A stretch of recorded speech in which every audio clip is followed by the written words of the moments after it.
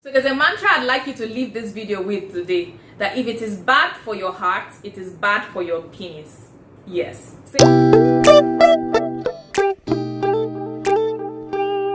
Hey there, you're welcome to my channel. If you are a returning subscriber, hooray! It's a pleasure to have you back here. And if it is your first time here, my name is Dr. Dietary, and I make health-related information available to you that will help you make better health choices for yourself, for your family, and your village people.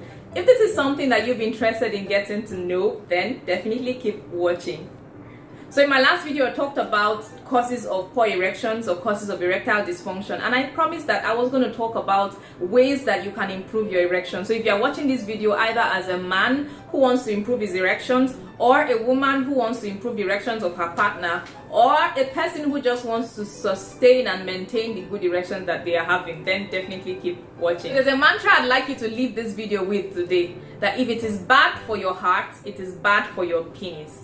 Yes, say it again. If it is bad for your heart, it is bad for your penis. So your heart, of course, has blood vessels that supply your heart muscle. Your penis also has blood vessels that supply your penis. So if you are taking something that is not good for your heart, rest assured that it is also not good for your penis. So there's a diet called the Mediterranean diet, which incorporates increased amounts of whole grain, of fruit and vegetables, of nuts, olive oil and fish, and reduced amount of sugars and salty foods. So it's been observed that individuals who live a lifestyle in which this is incorporated, they have less cardiovascular problems than people who do the opposite. So if you can do that and protect your heart, then you can also do that and protect your penis as well.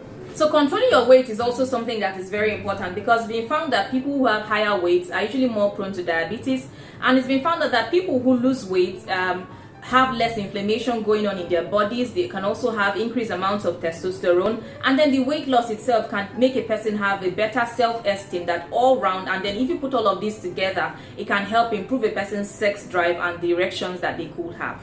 Elevated blood pressure, usually called hypertension, is also something that's not very good for your penis and your entire body actually.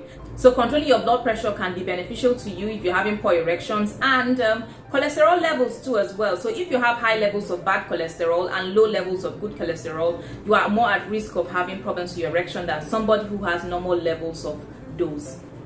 So in order to achieve this, your diet will play a role, but then if necessary, some medication can be given to you by your doctor in order to help you achieve this. So as I said earlier, if it's bad for your heart, it's bad for your penis. And I think we can safely say that if it's good for your heart, it's good for your penis as well. Exercise is the next thing that we'll talk about. So it's encouraged that you have at least 30 minutes of moderate exercise on a daily basis. Exercise improves blood flow to the penis. Exercise improves your cardiovascular health.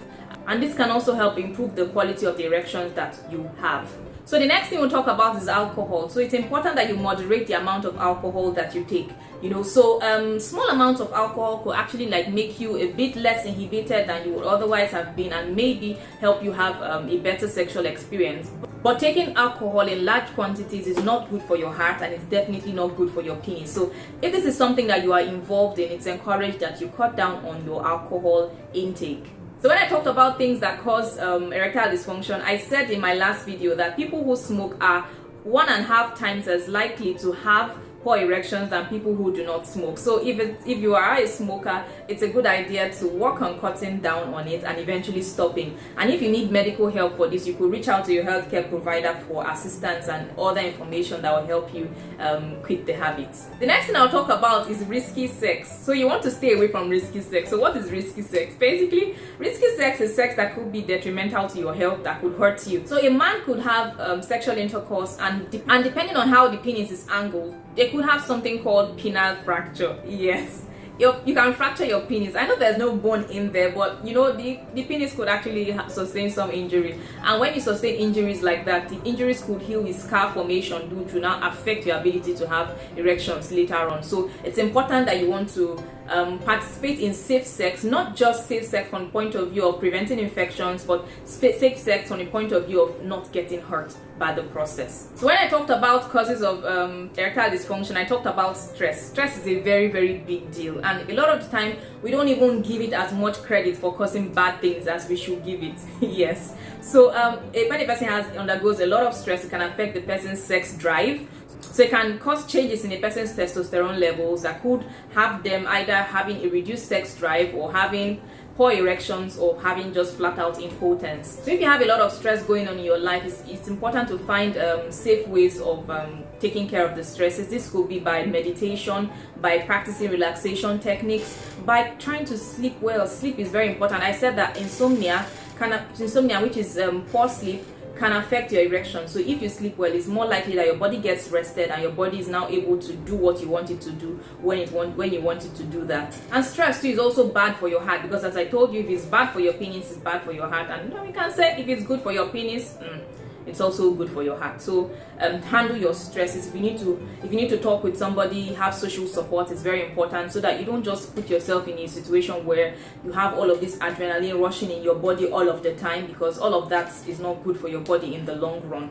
It's a good idea to communicate with your partner, because some of the time something that could have contributed towards you're not having as good erections as you want will be reduced physical attraction to your partner. So if you talk about with your partner, it's possible that your partner will be willing to make changes that could help you in this regard. But then if you never ask, you'll never know, right? So something else that is not talked about as much as it should is performance anxiety. So you are so concerned that you're not going to perform well, that concern actually now leads to you're not performing well. So that's kind of like a vicious cycle. So you're so worried that you don't perform well, that you actually do not now perform well because you are so worried. So if you talk with your partner, get to know what your partner's expectations are. This could help you in this regard as well. And then I also like to encourage you to increase the amount of foreplay that you have before sexual intercourse. Focus more on the pleasurable sensations that you get during the encounter and less on your sexual performance. So if you do this, you could actually end up enjoying the process so much so that it actually causes an improvement in the quality of the erections that you have. But if you do all of this and the improvement that comes is not exactly what you want it to be, then it's possible that you may need to see a doctor about it. And your doctor can prescribe some medication for you that could help with your erection. I say to see your doctor because it is possible that you could have a medical condition that could preclude your using these drugs, or one of the drugs that you're taking could actually now worsen the effect of this medication and have very negative impacts on you.